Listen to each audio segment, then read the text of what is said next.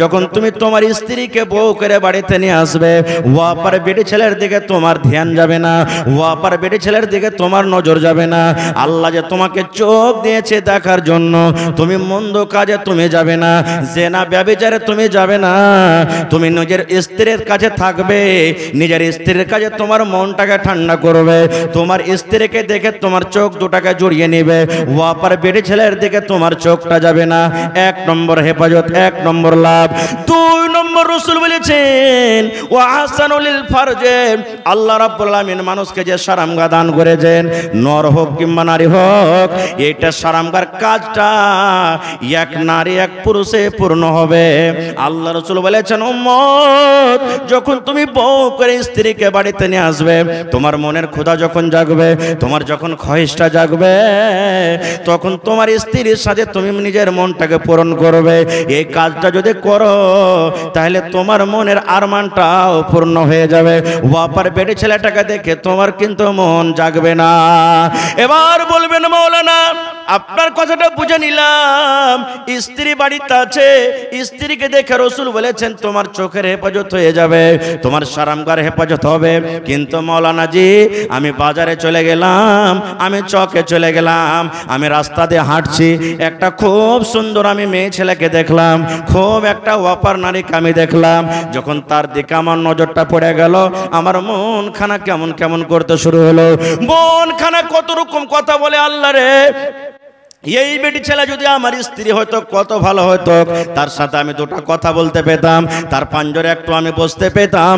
এই ধরনের যদি ওপারে বেটি ছেলেকে দেখে তোমার মনটা জাগে, আল্লাহ রাসূল বলেছেন উম্মত, ওই বাজারে তুমি আর থাকিও না, ওই রাস্তাতে তুমি আর চলিও না, ওই জায়গাতে তুমি আর যাও না, তাড়াতাড়ি করে তুমি বাড়ির দিকে রওনা হয়ে যাও, তাড়াতাড়ি করে তুমি বাড়িতে চলে যাও।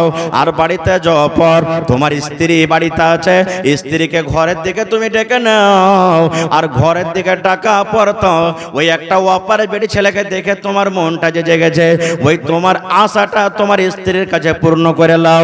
কারণ রাসূল বলেছেন উম্মত, ওই একটা পর বেটি ছেলেকে দেখে তোমার মনটা যে জেগেছে, একটা পর বেটি ছেলেকে দেখে তোমার জৈনব খোদা যে জেগেছে, ওই বেটি ছেলেটার মধ্যে যা আছে তোমার স্ত্রীর মধ্যে সেটাও আছে। নারে তাকবীর। এবার বলবেন হাজী মাওলানা, যারকে বিয়ে হয়েছে তার জন্য যে স্ত্রী বাড়িতে আছে, স্ত্রী বাড়িতে আছে, ও বাড়িতে এসে আশা পুরা করে নিলে। এবার যারা সাড় হ্যাঁ ঘুরে বেড়েছে, এখনো বিয়ে শাদী করেনি, স্ত্রী বাড়িতে নাই, তো ওরা কি করবে? ওরা কি করবে? প্রশ্ন জাগছে না, জাগে না? আল্লাহ রাসূল সাল্লাল্লাহু আলাইহি সাল্লাম ওই যুবকের ব্যাপারে বলেছেন, যুবক রে, তোমার স্ত্রী বাড়িতে নাই, তুমি বিয়ে করনি, এখনো তোমার বিয়ে করার ক্ষমতা হয়নি। রাসূল ওই যুবককে বলছেন, যখন একটা পর বেটি ছেলেকে দেখে তোমার জৈনব খোদা জাগবে, তখন তুমি রোজা চালিয়ে যাও রে উম্মত, রোজা করে যাও, রোজা চালিয়ে যাও, মাসে মাসে তুমি রোজা চালিয়ে যাও। 2টা রোজা করো, 3টা করো, 5টা করো, 10টা করো, 15টা করো, মাসে মাসে তুমি রোজা চালিয়ে যাও, রোজা করো, মাসে মাসে তুমি রোজা চালিয়ে যাও। রোজা করতে করতে তোমার শরীরটা যখন দুর্বল হয়ে যাবে, কমজোর হয়ে যাবে, তোমার শরীরটা যখন দুর্বল হবে, কমজোর হবে, তোমার এনার্জিটা যখন শেষ হয়ে যাবে, তখন একটা পর বেটি ছেলেকে দেখে তোমার মনটা আর টানবে না। ওই যুবকের জন্য রাসূল বলছেন কি, তুমি রোজা চালিয়ে যাও। এবার আরো একটা কথা বলে দি,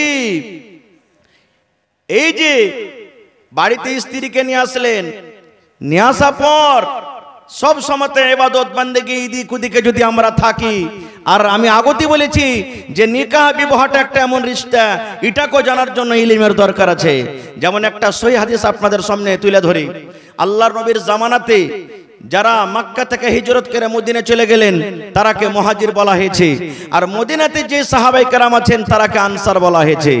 নবীজি আনসার আর মুহাজিরের মধ্যে ভাই লাগিয়ে দিলেন, এটা তোমার ভাই, এটা তোমার ভাই, এই তুমি একে বাড়িতে নিয়ে যাও, এটা তোমার ভাই, এরকম ভাবে ভাই লাগিয়ে দিলেন। একটা হাদিস ছোট্ট করে বলছি ভাই আমার, তো সালমান রাদিয়াল্লাহু তাআলা আনহু আর আবু দারদা রাদিয়াল্লাহু তাআলা আনহু, দুজনের মধ্যে রাসূল ভাই লাগিয়ে দিলেন। এই সালমান, এই আবু দারদা, আজ থেকে তোমরা হইলে মায়ের পেটের ভাইয়ের মতন ভাই, আজ থেকে তোমাদের ভাই আমি বানিয়ে দিলাম। শেষ কথা আছেন। কিছুদিন পর সালমান রাদিয়াল্লাহু তাআলা আনহু ভাইয়ের বাড়িতে গেছেন, আবু দারদার বাড়ি। আজকে আমরা যাই না, যদি আপনার বাড়ি এখানে ধরেন যে সোনাপুরে আছে, আপনার ভাইটা বাড়িঘাটে আছে, তো আপনি ভাইয়ের বাড়িতে যাবেন না? যাবেন না? হানা বলেন, যাবেন না? যাবেন না? যাবেন। তো ধরেন যে সালমান রাদিয়াল্লাহু তাআলা আনহু আবু দারদা ভাইয়ের বাড়িতে গেছেন, যেমন আমরা শ্বশুরের বাড়িতে যাই, নানির বাড়িতে যাই, ভাইয়ের বাড়িতে যাই, এই ধরনের বিভিন্ন রকমের আমরা বেড়াইতে যাই। তো সালমান রাদিয়াল্লাহু তাআলা আনহু ভাই আবু দারদার বাড়িতে গেছেন। এবার যে সময়তে বাড়িতে গেলেন আবু দারদার বাড়িতে, ওই টাইমে কিন্তু আবু দারদা বাড়িতে নেই, কামে কাজে গেছেন, বাড়িতে নেই। এবার সালাম দিলেন, বাড়িতে ঢুকলেন।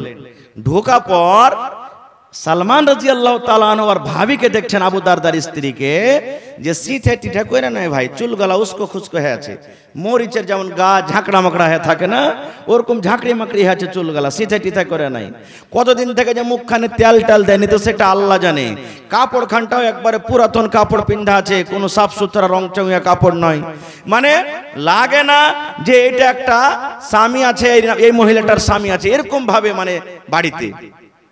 তখন সালমান রাদিয়াল্লাহু তাআলা আনহা আর ভাবিকে বলছেন, ভাবি একটা কথা আমি বুঝতে পারলাম না। বলছে, কি রে ভাই?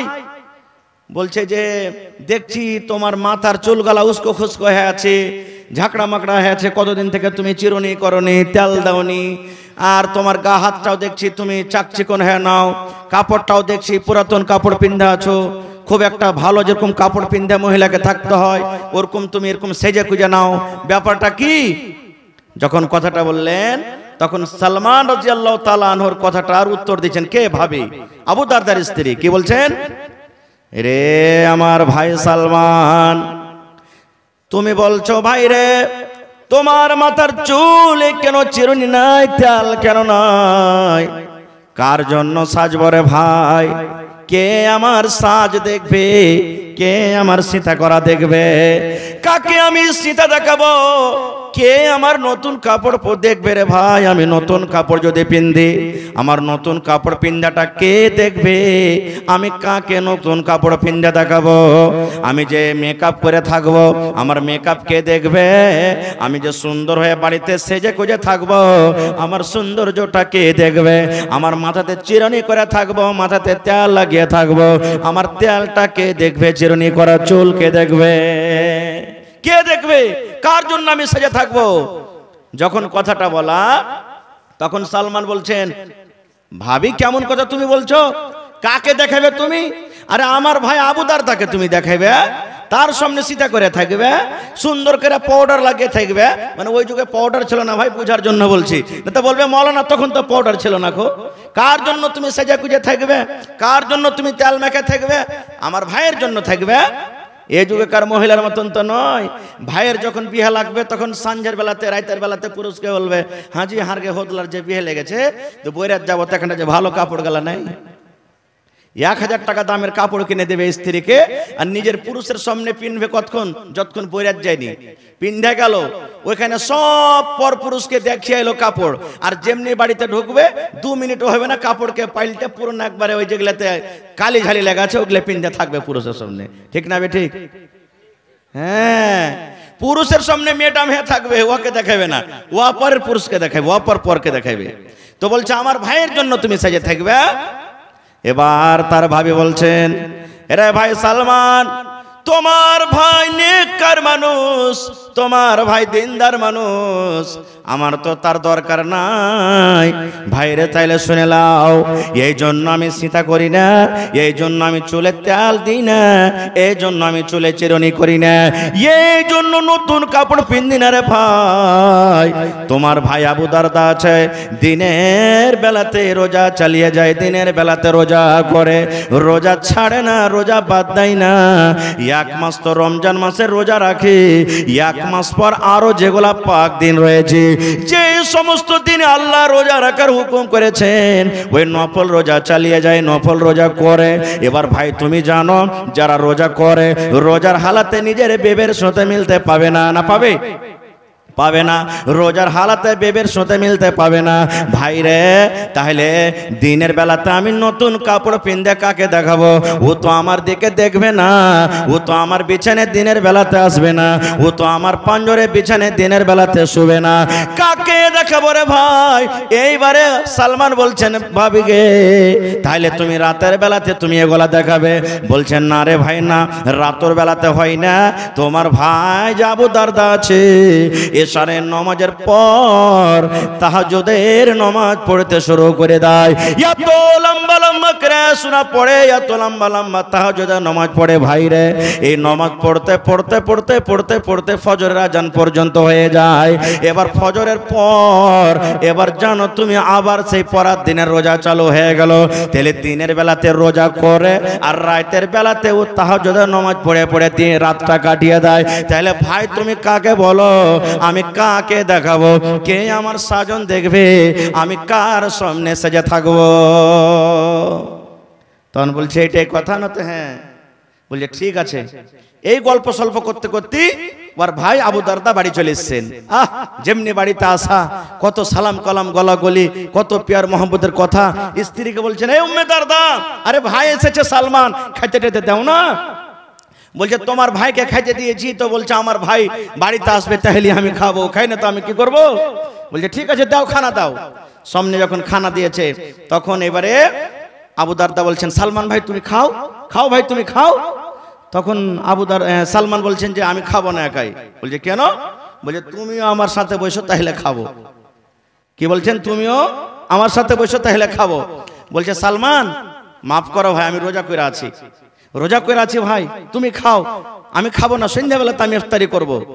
এবার সালমান বলছেন, এরে আল্লাহর বান্দা শুনে নাও, যদি তুমি আমার সাথে খানা না খাও, আমিও সালমান তোমার বাড়িতে খানা খাবো না। যখন তুমি সন্ধ্যাবেলাতে খাবে তোমার সাথে তখনই আমি খাবো। আমি না খেয়ে থাকবো, তোমার খানা আমি খাবো না, পানিও পান করবো না। তখন বলছে মজবুর হয়ে গেল, কি করবে? রোজাটাকে তখন ভেঙে দিলে, নফল রোজা ভেঙে দিলে।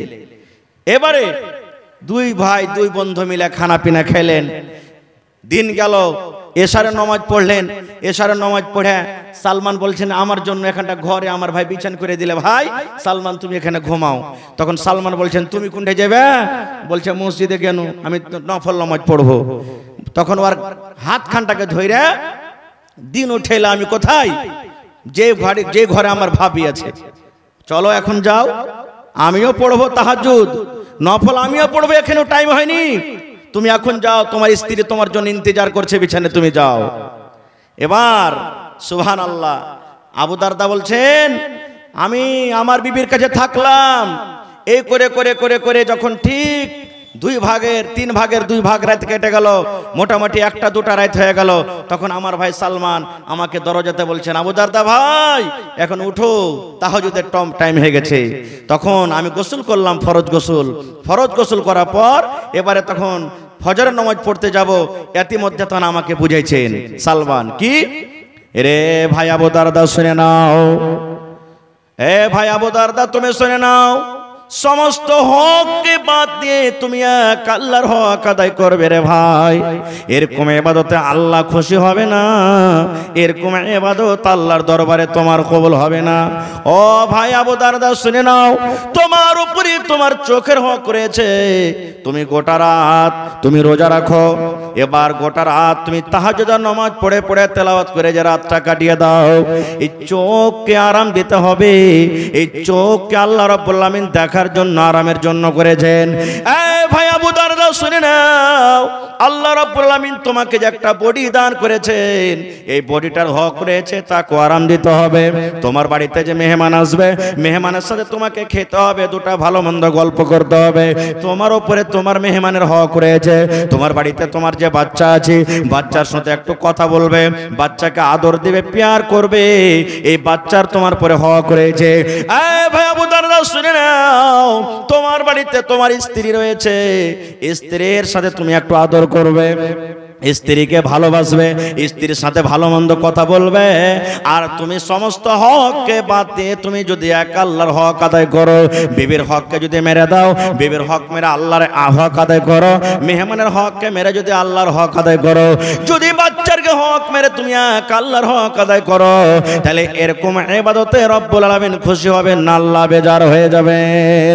নারে তাকবীর। এই ধরনের অনেক আরো হাদিস আছে। হাদিসটা বলার উদ্দেশ্য হলো এই যে বাড়িতে স্ত্রীকে রেখেছেন, বাড়িতে স্ত্রীকে রাখার পর কত ভাইকে দেখবেন 6 মাস বছরের জন্য বিদেশ গেছে তো গেছে, বিবিটার কোনো খোঁজ খবরই নেই। ওর এরকম আছে না নেই? হানা বলেন না, আছে না নেই? খোঁজ খবরই নাই। ভাই ভাই আমার সময় হইতে চলছে, বাস 1-2টা হাদিসের কথা বলে দিই। এবারে বলবেন হাজী মাওলানা কোন ধরনের বেটি ছেলেকে বিয়ে করতে হবে? এখানে একটা প্রশ্ন জাগছে, কোন ধরনের মেয়ে ছেলেকে বিয়ে করতে হবে? এটাও সহিহ হাদিস, আল্লাহ রাসূলের হাদিস আছে। আল্লাহ রাসূল বলেছেন উম্মত তুনকাহুল মারাতু লিআরবাইন, মেয়েদেরকে রাসূল বলেছেন আমার উম্মতরা শুনে নাও, রাসূল বলেছেন তুনকাহুল মারাতু লিআরবাইন, যে বেটি ছেলেকে বিয়ে করবে 4খানা গুণ দেখে তাকে বিয়ে করবে। আল্লাহ রাসূল বলেছেন মেয়েদেরকে বিয়ে করা হয় 4খানা গুণ দেখে। 1 নম্বরে গুণ রাসূল বলেছেন লে মালেহা, উম্মতরে যখন তুমি বিয়ে করবে, যখন তুমি যে বেটি ছেলেকে দেখতে যাবে, দেখার সাথে সাথে দেখো প্রথম নম্বরে তার কাছে মাল আছে কিনা, তার কাছে গাড়ি আছে কিনা, তার বাপের কাছে টাকা আছে কিনা, মাল আছে কিনা, গাড়ি আছে কিনা, বাড়ি আছে কিনা। রাসূল বলেছেন 1 নম্বরে তুমি মাল দেখো। 2 নম্বরে রাসূল বলেছেন ওয়ালে হাসাবে হা, তার বংশ দেখো, তার ঝাড় দেখো, তার বংশ কেমন, খানদান কেমন। 3 নম্বরে রাসূল বলেছেন উম্মত ওয়ালে জামালে হা, যাকে তুমি বউ করে নিয়ে আসবে 3 নম্বরে দেখো দেখতে সুন্দর আছে কিনা, দেখতে ভালো আছে কিনা, দেখতে চিকন আছে কিনা। 4 নম্বরে রাসূল বলেছেন উম্মত রে ওয়ালে দিনহা, যাকে তুমি বউ করে বাড়িতে নিয়ে আসবে উম্মত, ওই বেটি ছেলের মধ্যে দেখো দিনদারি আছে কিনা, ওই বেটি ছেলে নামাজ পড়ে কিনা, ওই বেটি ছেলে রোজা রাখে কিনা, ওই বেটি ছেলে তেলাওয়াত করে কিনা। দেখো 4 নম্বরে তার মধ্যে দিনদারি আছে কিনা। বন্ধুরে এবার বলবেন মাওলানা এই 4খানা গুণে বেটি ছেলে যদি 4 নিয়ে খোঁজা হয়, 1000-এ একটা পাওয়া যাবে, 500-তে একটা পাওয়া যাবে, 2000-এ একটা পাওয়া যাবে, তাহলে এই সমাজে কি করব? আল্লাহ রাসূল বলেছেন উম্মতিন ফাজফার বিজাতিদ্দিন, দিনদারি মেয়ে ছেলেকে তুমি তারজিহ দাও। যদি তার বাবার মাল না থাকে চলবে, মেয়েটা গরিব ঘরের চলবে, তার বংশ যদি ছোট হয় তাও চলবে, দেখতে কালো হয় তাও চলবে, ঠোঁট মোটা হয় তাও চলবে, নাক মোটা হয় তাও চলবে। আল্লাহ রাসূল বলেছেন 4 নম্বরে উম্মত ফাজফার বিজাতিদ্দিন, তার মধ্যে দিনদারি আছে, নামাজ পড়ে, রোজা রাখে, মহিলা তেলাওয়াত করে, 5 ওয়াক্তের ভালোভাবে নামাজ পড়ে, তার মধ্যে দিনদারি আছে, দিন বুঝে, শরীয়ত বুঝে। আল্লাহ রাসূল বলেছেন ওই দিনদারি মেয়ে ছেলেকে তুমি পছন্দ করো, ওই দিনদারি মেয়ে ছেলেকে তুমি তারজিহ দাও, ওই দিনদারি মেয়ে ছেলেকে তুমি বাড়িতে বউ করে নিয়ে এসো। নারে তাকবীর। এবার বলবেন মাওলানা দিনদারি যদি বউ বাড়িতে নিয়ে আসি তাহলে আমার কি লাভ আছে? আল্লাহ রাসূল সাল্লাল্লাহু আলাইহি ওয়াসাল্লামের একটা হাদিস শুনের বন্ধু, আল্লাহ রাসূল বলেছেন উম্মত আদ-দুনিয়া কুল্লুহা মাতা ওয়া খায়রু মাতা'id দুনিয়া আল মারআতুস সালিহা। আল্লাহ রাসূল বলেছেন উম্মত রে, জমিনের উপরে আকাশের তলাতে যত দামি জিনিস রয়েছে, যত সোনা রয়েছে এটা দামি জিনিস, যত চাঁদের জিনিস রয়েছে এটা দামি জিনিস, যত হীরা মুক্তামঙ্গা রয়েছে এটা দামি জিনিস, একদিকে রেখে দাও, আর তোমার নেককার স্ত্রীকে তুমি একদিকে রেখে দাও। আল্লাহ রাসূল বলেছেন উম্মত দুনিয়ার সমস্ত দামি দামি জিনিস থেকে আল্লাহ রাব্বুল আলামিনের কাছে দামি মাল, দামি সম্পদ হলো আল মারআতুস সালিহা, একটা নেককার স্ত্রী, একটা নেককার নারী। নেককার স্ত্রীকে বাড়িতে নিয়ে আসবেন, বড় বড় মুসিবত থেকে আপনাকে আল্লাহ তাবারাক ওয়া তাআলা বাঁচিয়ে নেবেন, আপনার মুসিবতে সাথ দেবে। বলবেন কেমন করে মাওলানা? বাস একটা হাদিস, বাস এই হাদিসটা শেষ করব। বিষয়টা এমন আছে 2-3 ঘন্টা বললো শেষ হবে না। নেককার স্ত্রী যদি বাড়িতে নিয়ে আসবেন কি আপনার লাভ আছে? মুসলিম শরীফ জিলসানিতে একটা হাদিস আছে। আল্লাহ রাসূল একদিন মসজিদে বসে আছেন, আপনারা যেমন বসে আছেন, সাহাবায়ে কেরাম নামাজ পড়ে মসজিদে বসে আছেন, ইতিমধ্যে একজন মেহমান রাসূল কাছে বলছেন ইয়া রাসূলুল্লাহ আজ রাতে আপনার বাড়িতে থাকবো, কুটুমতালি করব। কে বলছেন একটা মেহমান এসে, নবীজি আজ রাত্রে আপনার বাড়িতে মেহমান দাঁড়ি করব, আপনার বাড়িতে থাকবো আমি। এবার নবীজি তো জানেন না যে আমার বাড়িতে খাবার আছে কি নাই। একজন সাহাবীকে বলছেন যে গো আমার বাড়িতে কুটুম এসেছে, দেখো তো একটা লোককে যাও তো আমার বাড়িতে একটু খবর নাও যে বাড়িতে খাবার আছে কিনা। খবর নেওয়া হলো, একে একে একে একে সমস্ত বিবিধ বাড়িতে খবর নেওয়া হলো। কি উত্তর হলো জানেন? রে আল্লাহর নবীর সাহাবীরা শুনে নাও, নবীকে বলে দাও বাড়িতে মেহমান এসেছে, মেহমানকে খাবার লাগবে। রে আল্লাহর নবীর সাহাবী শুনে নাও, আল্লাহ রাসূলকে এটা মেসেজ দিয়ে দাও, আল্লাহ রাসূলকে এটা খবর দিয়ে দাও, আজ রাত্রে নবীর বাড়িতে শুধু পানি রয়েছে, পানি ছাড়া নবীর বাড়িতে অন্য কোনো খাবার নাই, শুধু পানি। ও হায়রে দয়ার নবী আল্লাহুস সামাদ। মায়েশা রাদিয়াল্লাহু তাআলা আনহা, একটা বুখারী সাহেবের হাদিস আছে, নিজের বহিন বেটাকে বলছেন, বেটা রে দুই মাস নবীর বাড়িতে আমরা কাটিয়ে দিয়েছি রে বেটা, বাড়িতে পেট ভরে কোনোদিন খেতে পাইনি, বাড়িতে দুই মাস পর্যন্ত আখা চুলা জ্বলেনি যে কিছু রান্না বান্না করব, ঘাঁটি বানাবো, রুটি বানাবো, মাংস রান্না করব, এগুলা পাইনি আমরা। তখন মায়েশা বলছেন, আমার বোনের বেটা আমাকে বলছেন, হাগে খালা দুই মাস যদি চুলা না জ্বলেছে তো তোরা কি খেতে গেছিলি? প্রশ্ন করবে না করবে না? মায়েশা বলেন, বেটা রে আল আসওয়াদান, দুটা কালো কালো জিনিসকে আমরা দিন কাটালছি রে বেটা। এক নম্বরে রাসূল বলেছেন, এক নম্বরে মায়েশা বলেন, বেটা রে আত্মামার খাজুর, একটা কবে ভাগে পেয়েছে, কবে দুটা পেয়েছে, কবে তিনটা পেয়েছে। বাচ্চারা যেমন চকলেট চুষে, মায়েশা বলেন এই মতো খাজুর চুষে চুষে আমরা দিন কাটালছি। 2 নম্বরে আলমা, পানি, ওপর থেকে 1 গ্লাস 2 গ্লাস পানি পান করে করে এই করে করে 2 মাস আমরা কাটিয়ে দিয়েছি। শুধু তা নয়, নবীর জন্য সাহাবায়ে কেরাম মাঝে মাঝে মাংস দিতেন, কেউ দুধ দিয়ে দিতেন, কেউ রুটি দিতেন, কেউ ঘাটে দিতেন। নবী একা খেতেন না, ওগুলো আমাদেরকে দিতেন। এই করে খেয়ে খেয়ে আমরা দিন কাটালছি। ওরে আল্লাহ, সমস্ত বিবিদের বাড়ি থেকে একটা উত্তর এলো, ও আল্লাহ নবীর সাহাবী, নবীকে বলে দাও আজ রাত্রে নবীর বাড়িতে শুধু পানি আছে, পানি ছাড়া অন্য কোনো খাবার নাই। রাহমাতুল লিল আলামিন আল্লাহ তাবারাক ওয়া তাআলা যাকে বলেছেন, সেই নবীর বাড়িতে শুধু পানি। খবর দিয়ে দিলেন নবীকে, আপনারা যেমন বসে আছেন, সাহাবায়ে কেরাম বসে আছেন, নবীজি সাহাবীদেরকে বলছেন, ও আমার সাহাবীরা, তোমরা খবর পেলে আমার বাড়িতে শুধু আজকে পানি, পানি ছাড়া অন্য কোনো খাবার নাই, আর আজ রাত্রে আমার বাড়িতে মেহমান। বাবারে মেহমানকে খেতে দেব, আমার বাড়িতে এরকম কিছু নাই। তো বলো তো তোমাদের মধ্যে কে এমন আছো আজ রাত্রে আমার মেহমানটার ইজ্জত সম্মান করবে? যদি কেউ এই কাজটা করতে পারো, আল্লাহ তারপরে রহম করবেন, দয়া করবেন। নবীজি দোয়া দিয়ে দিলেন। আচ্ছা বলেন তো, যতটি এখানে পুরাতন বাপজিরা বসে আছেন, 50 বছর 40 বছর বয়সের আগেকার যত লোক বসে আছেন, এমনও দিন গেছে, হপ্তা গেছে যে হয়তো হপ্তাতে একদিন দুদিনে কিছু অল্প করে খেতে পেয়েছেন, এরকম দিন গেছে না যায়নি? হানা বলেন, হ্যাঁ, কতদিন না খেয়ে থেকে গেছেন, এরকম দিন গেছে না যায়নি? এখন একটা বাচ্চা তো যতটি নষ্ট করছে, তখন একটা পরিবার মিলে খেতে পায়নি। তো 1400 বছর আগেকার খবর কেমন হইতে পারে বুঝেন। সব সাহাবীরা বসে আছেন, সাহাবীদের মধ্যে একজন সাহাবী যার নাম হলো আবু তালহা রাদিয়াল্লাহু তাআলা আনহু, সে সাহাবী বলছেন, হুজুর আপনার মেহমানটা আমাকে দেন, আমি বাড়িতে নিয়ে যাব। কিন্তু আবু তালহাও জানে না যে আমার বাড়িতে খাবার আছে কিনা। নবীজি তাকে দিয়ে দিলেন মেহমানকে, বাড়ি নিয়ে চলে গেলেন, বসতে দিলেন। বাড়িতে ঢুকলেন আবু তালহা, তার স্ত্রীর নাম হলো রোমাইসা, একটা হাদিসে আছে গোমাইসা, কিন্তু আসল নাম হলো বিবি রোমাইসা। বিবিকে বলছেন, বিবি রে আমি তোমার স্বামী আবু তালহা। বলে, বিবি রে আল্লাহ নবীর বাড়িতে মেহমান, কিন্তু নবীর বাড়িতে আজকে শুধু পানি আছে রে বিবি, কোনো খাবার নাই। তাই নবীজি এলান করলেন, ও আমার সাহাবের দল, আজ রাত্রে যদি তোমরা কেউ আমার মেহমানের ইজ্জত সম্মান করো, আল্লাহ রাব্বুল আলামিন তারপরে রহম করবেন, দয়া করবেন। এই দোয়াটা নেওয়ার জন্য বিবিরে নবীর মেহমানকে বাড়িতে এনেছি। মেহমান দেখো বসে আছে, মেহমানকে খেতে লাগবে। বলো বিবিরে বাড়িতে কি খাবার আছে, মেহমানকে খেতে লাগবে। এবারে রমেশা বলছেন, স্বামী গো বাড়িতে মাত্র একটা লোকের সমান খাওয়ানো আছে গো স্বামী। আবু তালহার একটা বাচ্চা ছিল, 5-7 বছরকার বাচ্চা, যার নাম হলো উমাইর। দেখবেন মায়েরা খালারা যদি বাড়িতে একটা ভাগে বিস্কিট পায়, একটা যদি চকলেট পায়, যদি ওর একটা বাচ্চা থাকে, ওই মা চকলেট খাবে না, বিস্কুট খাবে না, তার বাচ্চা যদি ঘুমিয়ে থাকে ওই বাচ্চাটার জন্য লুকিয়ে রাখবে।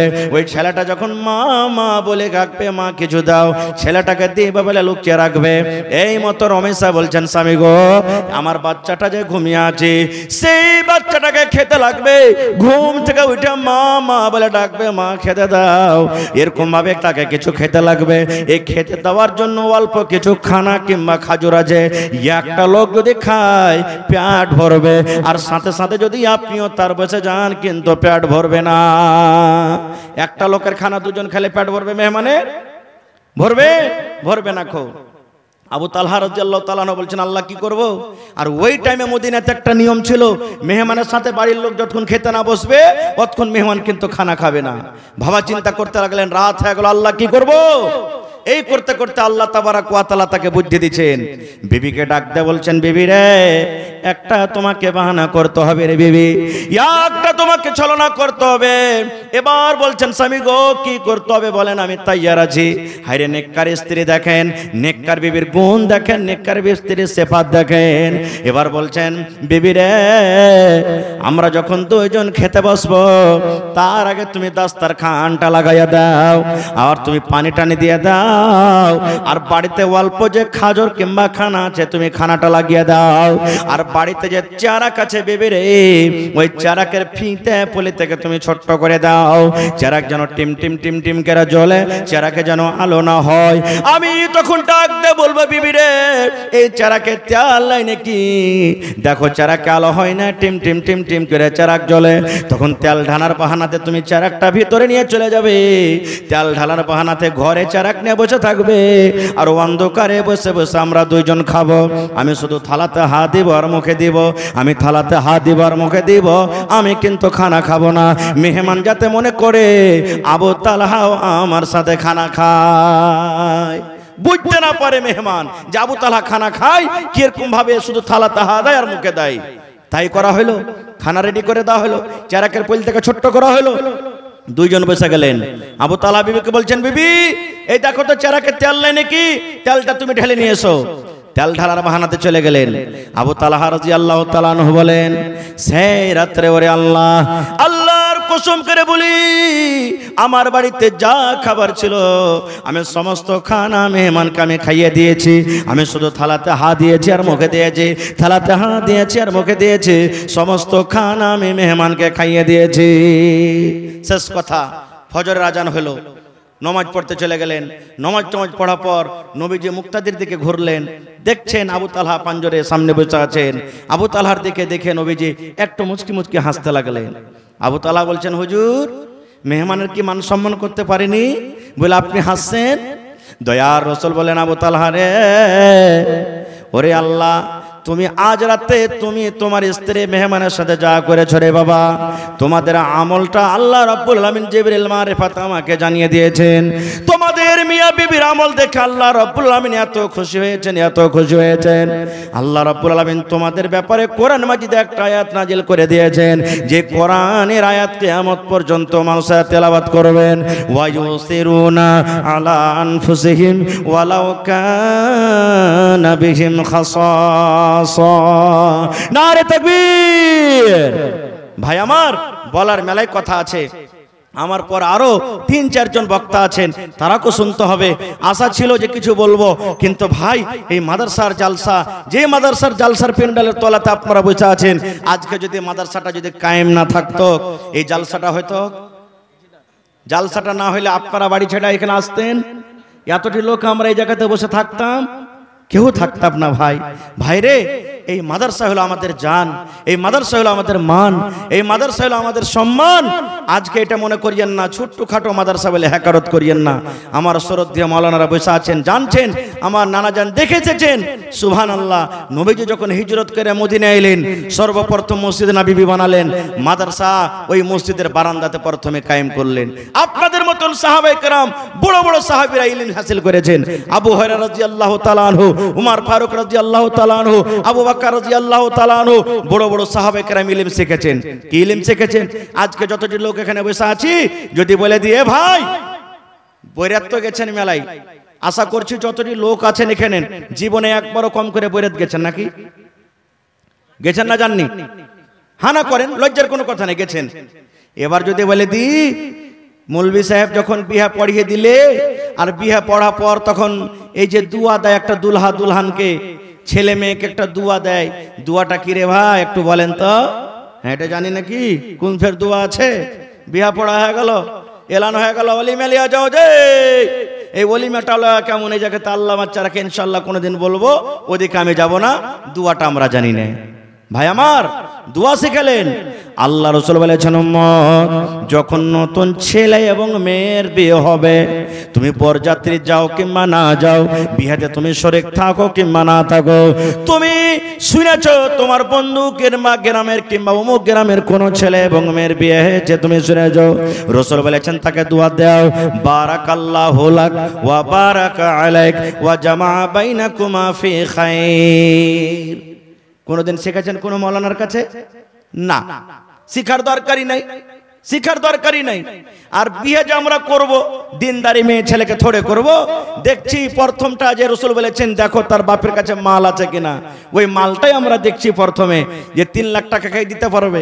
এবার ওই মা খালাকে বাড়িতে নিয়ে আসবেন, তখন ছেলে পিলাকেও নিন দিবে, নিন দিবে, নবীর হাদিস শোনাবে না, রসুলের হাদিস শোনাবে না, কোরআন আয়াত শোনাবে না, দিনের কথা শোনাবে না, মা খালারা ছেলে মেয়েরাকে নিন দিবে। আনে মানে কালবাদরের ছা, কালাইতে পোকা বেচা বেচা খা, দিলশাদ আলমকে নিন দিয়ে যা। এই দেখেন এগুলা শিখাইবে আপনাকে। আরো কি শেখাবে জানে? এখন তো কমে গেছে আল্লাহর রহমতে, যখন ছেলে পিলা উঠতে পেশাব করতে উঠবে রাতের বেলাতে দেখবেন আগেকার মায়েরা এরকম করতো, বিছানে ছেলেটার নাম হতে আইগনাতে ওকে বলছে এই মুত মুত, গোলামের বেটা গোলাম মুত, ছেলেটা যদি না মানে মরবে, এখানে একটা হুতনার বাড়ি আর বেড়া করে মুত আর দোয়া পড়াবে কি 1 বাত্তা 2 বাত্তা 3 বাত্তা ঘর সত্তা বাহির মুত্তা, পড়ে না? 1 বাত্তা 2 বাত্তা 3 বাত্তা ঘর সত্তা বাহির মুত্তা। এরকম যদি মেয়ে লোককে বাড়িতে নিয়ে আসেন, জীবনে শান্তি হবে? হবে না ভাই।